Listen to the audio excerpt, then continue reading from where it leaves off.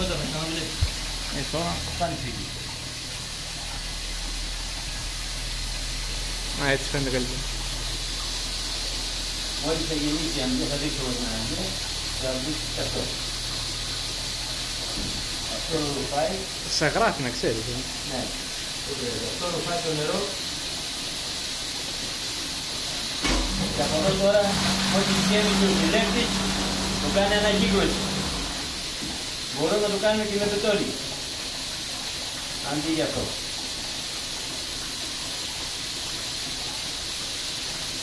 Όσες φορές θέλουμε, το αφήνουμε και γυρνάει το νερό. Όταν δεν θέλουμε, αφήνουμε, σηκώνουμε αυτό, αφήνουμε την αποχέτευση και φεύγει το νερό.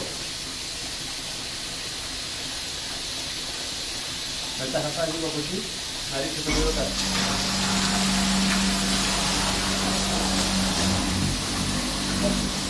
Κλείνω. Είναι τώρα εκεί, ψηλά θα ρίξει το νερό κάτω. Να κλείσω.